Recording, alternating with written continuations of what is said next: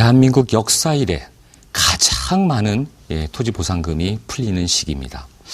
굉장히 큰 이슈이자 중요한 것이기 때문에 제가 오늘 여러분한테 말씀드린 겁니다. 여러분 한번 우리 부동산 과거의 역사를 한번 돌이켜 보십시오. 어땠습니까? 과거에 토지 보상금이 풀려서 유동성이 많았던 결과 모두 다 부동산으로 자금이 들어왔고 그로 인해서 우상향이라는 계속 부동산의 가격들이 상승하는 그런 결과를 낳았습니다. 그런 중요한 경험치와 데이터를 통계로 제가 왜 그런지 한 가지씩 말씀드리도록 하겠습니다. 바로 최근에 나오는 일주일 전부터 나오는 뉴스들을 제가 한번 모아봤습니다. 공원 토지 보상비 2조가 풀린다. 지난해보다 무려 4배나 높게. 이거 올해 풀린다는 얘기죠. 공원에 관련된 것뿐입니다. 그래서 보시면 여러분 여기 보시면요. 전국적으로 지금 공원들에서 토지 보상을 갖다 풀어야 되는데 이게 내년까지 다 풀어야 돼요.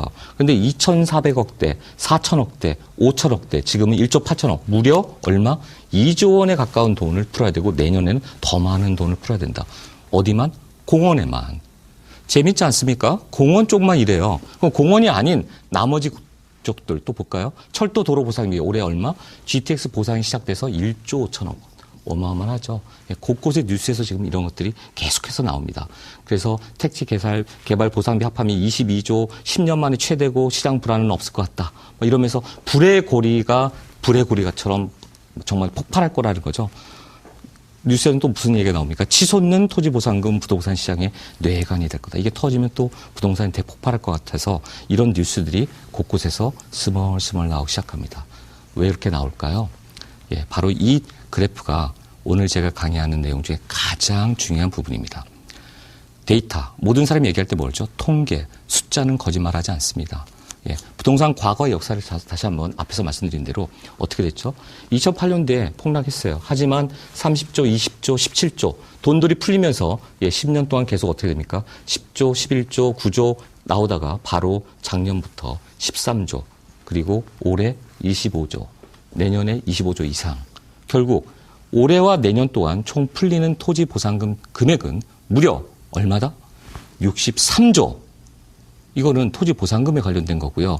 예비 타당성 조사에 들어간 그 면제된 사업들이 24조 1천억 원. 80조 원이 넘는 돈들이 계속 풀려나간다는 얘기입니다.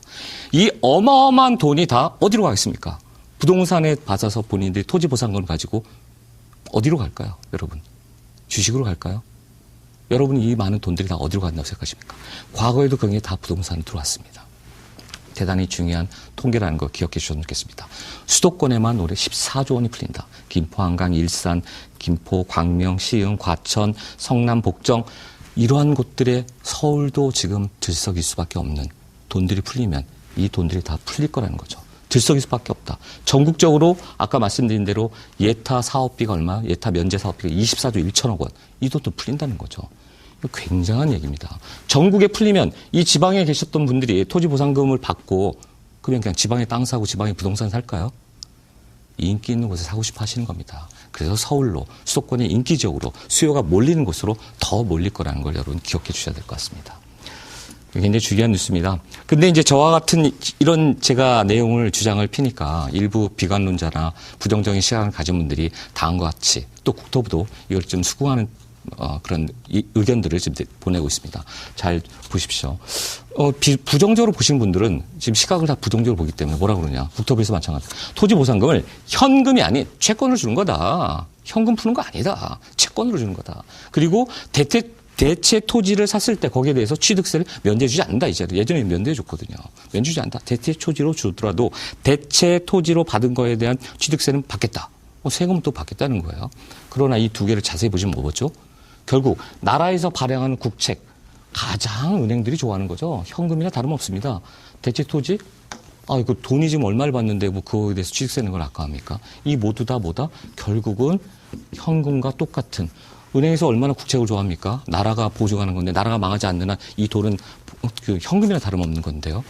현금이나 다르면 채권을 준다. 또 국토부에서 뭐라고 합니까? 토지 상승 이제 더 이상 어렵다. 많이 올랐다.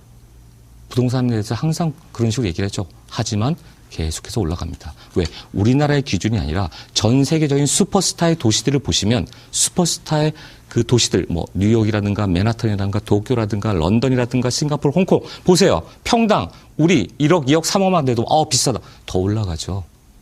서울도 마십니다. 우리나라 도시에도 인구들이 모두 다 수요로 찾는 정말 수요자가 몰리는 곳들은 더 올라갈 수밖에 없다. 그리고 또 국토부가 뭐라 합니까? 대상지를 헐값에 매입하겠다. 땅 주인들이라든지 그거를 사람들이 그냥 팔겠습니까? 제정신 있지 않으면 안 팔 거예요. 시세 이상 안 주는데 그걸 왜 팝니까? 끝까지 그럼 어떻게 되죠? 데모하고 이러면 사업은 지체되고 그거는 더 연장되고 그걸 계속 국가예산 금이 개발 사업 안 할까요? 결국 이러한 내용들로 부정적인 얘기를 하지만 그러나 알고 보면 다 현금화될 수 있는 것이고 그리고 토지 상승도 계속 될 것이고 부동산은 계속 올라갈 것이다. 결론적으로 제가 오늘 말씀드리면 역대급 이 어마어마한 1조 10조도 아니고 무려 60조 원이 넘는 80조 원 가까운 이 돈들이 시중에 풀리게 되면 그 돈들은 결국 저는 부동산으로 다시 돌아갈 것이다. 라는 게 저의 의견입니다. 이건 비단 저만이 아니라 일부 전문가들의 그 향후에 부동산은 꺾이지 않는다라는 분들과도 같은 동조하는 의견을 볼 수 있습니다. 예비 타당성 면제라든가 SOC 개발 관련된 모든 계획들은 결국 부동산에는 긍정적인 시그널이고 영향인 것이다. 설사 지금이 부정적이고 거래 절벽이니 뭐 그 전세난이 여러 가지 부정적인 뉴스가 나오는 지금 이 순간이 바로 어떻게 보면 위기라고 하지만 거기엔 성공의 투자 기회가 숨어 있다는 점 여러분 기억하셔야 될 것 같습니다. 바로 지금이 기회입니다. 여러분 왜 그런지 제가 여러분들한테 1대1 상담을 하거나 뭔가 미팅을 통해서 제가 상세히 그 기회에 대해서 제가 설명할 기회를 좀 갖고자 합니다. 미국의 저널리스트가 이런 얘기를 했습니다. 자기가 살면서 가장 후회하는 어리석은 행동은 본인에게 기회가 찾아왔을 때 그거를 실행하지 않았습니다. 여러분 위기 속에 기회가 있습니다. 항상 사람들이 불안할 때 바로 그곳에 기회가 있다는 점 놓치지 않으셨으면 좋겠습니다. 여러분들이 성공 투자를 하고자 하는 그때 바로 그 곁에 제가 있도록 하겠습니다. 저를 기억해 주시면 고맙겠습니다.